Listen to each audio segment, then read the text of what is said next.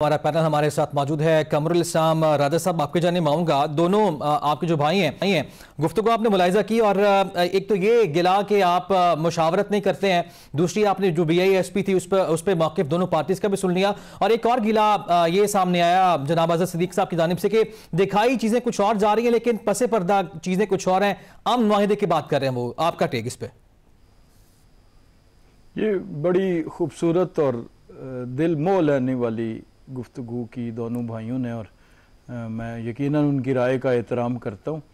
पहली बात तो यह है कि इस पिछले 5-7 बरसों में जिस फ़न को सबसे ज़्यादा फ़रोग़ हासिल हुआ वो कहानी साजी का फ़न है, और कहानी बना लेना किसी वाक़े से कि कुछ वाक़यात 3-4 को जोड़ लेना, ये पिछले आपने देखा होगा कि इंतहाई जो है वो महारत के साथ ये काम किया जाता रहा। तो इसमें तो कोई दूसरा, मेरे भाई अजहर साहब ने कहा कि जनाब ये नूरा कुश्ती है, पीपल्स पार्टी वाली है, तब भी अगर वो आज जो एमल वली साहब का आया उसके बारे में भी, तो मैं सिर्फ इतना सवाल करूंगा कि ये तो दो मुख्तलिफ जमातें हैं, आपस में इख्तलाफात होंगे, कुश्ती हो सकती है, लेकिन ये जो जमात के अंदर आपकी हो रही है ये कौन सी फतूरा कुश्ती है, जमूरा कुश्ती है, मूरा कुश्ती है, क्या नाम देंगे उसको? ये जवाब लेंगे भी। तो ये हो गया। दूसरा इन्होंने एक और बात भी की, इन्होंने कहा जी कि जजेस ने, वो कोई किसी जज का नाम लिया कि जी उन्होंने सैलाब का एक बड़ा कॉम्प्रिहेंसिव फार्मूला दिया था।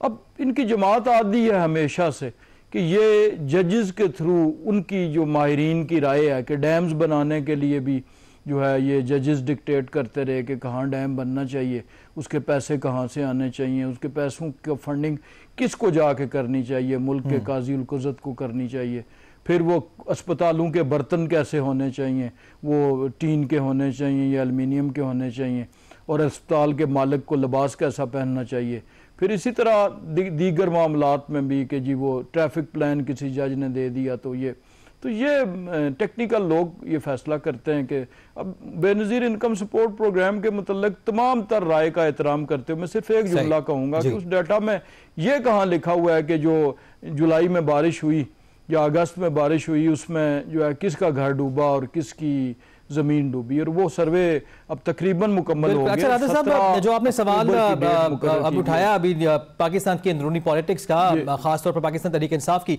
उसका जवाब मिलूंगा, लेकिन मुझे आपसे ये जानना है कि क्या अभी भी गुंजाइश मौजूद है, क्या समझते हैं मुस्तकबिल करीब में ये जो हम देख रहे हैं लफ्जी गोलाबारी, ये थम कब तक जाएगी? देखें, ये बड़ी नेचुरल होती है दो सियासी जमातों में, इत्तेहादी जमातें ज़रूर हैं लेकिन दे आर पोलिटिकल पार्टीज, इनकी अपनी हिस्ट्री है, इनकी अपना एक मंशूर डिफरेंट है, इनकी एक दूसरे के खिलाफ इलेक्शन लड़े, तो इसलिए ये गोलाबारी चलती रहेगी। नहीं, आप ये कहते हैं, आप ये कह रहे हैं कि ये मामूल की चीज है। बिल्कुल ठीक है सर, पॉइंट आपका आ गया। आज़ाद सिद्दीक़ साहब, 2025 में भी आपने देखा, और फिर बजट पास हुआ, 26वीं आईनी तरमीम, एक्ट्स मुख्तलिफ में देखा वो पास हुए, तो ये इंशाल्लाह खत्म हो जाएगी। चले जी, उम्मीद करते हैं कि खत्म हो जाए। आज़ाद सिद्दीक़ साहब, आपकी तरफ आऊंगा, बड़ा वैलिड पॉइंट रेज किया है सर। पाकिस्तान तहरीक इंसाफ पाकिस्तान की अंदरूनी पॉलिटिक्स में यकीनी तौर पर बड़ी अहमियत की आमिल जमात है, लेकिन जो हम पहले दिन से ही मामला डिस्कस करते आ रहे हैं, जब से आपके जो बानी हैं वो अंदर हैं, लेकिन जो पार्टी के अंदरूनी इख्तलाफात है वो खत्म होने का नाम नहीं ले रहे, तो इसकी क्या वजूहत समझते हैं? ये खत्म करेंगे तो आप कोई किरदार अदा कर सकेंगे ना पाकिस्तान की पॉलिटिक्स के अंदर? अच्छा, हम डूबते रहे सवालों की लहर में, वो हंसते रहे इक्तदार के पहरों में। वाह, कुर्सियों के खेल में सब कुछ लुटा दिया, अवाम के जख्मों को किसी ने सोचा दवा। समझना है इस बात को। इंटरनल पॉलिटिक्स से इट मेक नो डिफरेंस। हमारे को मसले मसाइल हैं, उसका पाकिस्तान की पॉलिटिक्स से क्या था? नहीं सर, पार्टी को नुकसान नहीं होता, सवाल हम उठाते रहे। न कोई पार्टी को देखो, कोई नुकसान नहीं है। पार्टी को जो नुकसान तो ये जमहूरियत के डिक्टेटर के, अगर आप फैक्ट्स बताएं तो पार्टी को तो खैर नुकसान पहुंचता हुआ दिखाई दे रहा है। दूसरी बात ये कि जो आपका वर्कर है वो बड़ा परेशान होता है। एक दिन अली अमीन गंडरपुर साहब और बात करते हैं, आपके चेयरमैन साहब और बात करते हैं, अली भाभी भी आती हैं वो और बात कर देती हैं। नहीं, जरा बात को समझना है आपने। 3.5 साल में आपको पता नहीं दूधर शहर की नहरें बह रही हैं, आपको अंदाजा ही नहीं। महंगाई खत्म होगी, तेल सस्ता हो गया, डॉलर नीचे आ गया, ऐसा मैं दावा कोई नहीं करता। कहां चलेगी खुदारा? नहीं, मैं बताना ये चाह रहा हूं ना, तवज्जो क्या थी? सिर्फ एक थी कि इमरान खान साहब को जेल से बाहर नहीं आने देना। आपने झूठे केस बनाए, खसोखशाक की तरह बह गए। और जो अदालतें आपने खड़ा की हैं, कोई यकीन करता है एक हवलदार को तो बुला नहीं सकती अदालतें। और जो बाकी जुडिशल एक्टिविज्म थी वो पाकिस्तान तहरीक इंसाफ की नहीं, वो मैं करता रहा हूं पब्लिक जुडिशल एक्टिविज्म सारी, कि जो अस्पतालों में क्या मामला खराब। बिल्कुल ठीक है सर, पॉइंट आपका आ गया। टाइम क्योंकि शॉर्ट है और मुझे जवाब लेना है जनाब अख्वन ज़ादा चट्टान साहब से। चट्टान साहब, आपने राजा साहब की गुफ्तगू सुनी और अज़हर सिद्दीक साहब की भी गुफ्तगू आपने मुलाहिजा की। बॉटम लाइन मुझे सिर्फ बताइएगा कि जो आपके इख्तलाफात है दोनों पार्टीज के, कब तक आपको रिजोल्व होते हुए दिखाई दे रहे हैं? क्योंकि आपने माफी का मुतालबा किया है, वो तो नहीं मिलनी।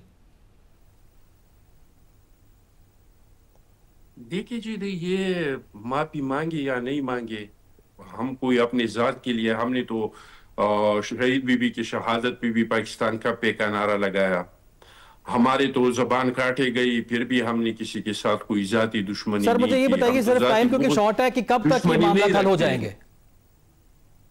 मामला तो तब हल होंगे जो हमारे मुतालिबात है हुकूमत से। उन्होंने हमारे साथ एक लिखा हुआ मुआहिदा किया है और आप मुझे बताए कि हुकूमत से बिल्कुल ठीक है, यानी आपके जो चीदा मुतालिबात है उनकी मंजूरी तक ही ये मामला हल नहीं होंगे।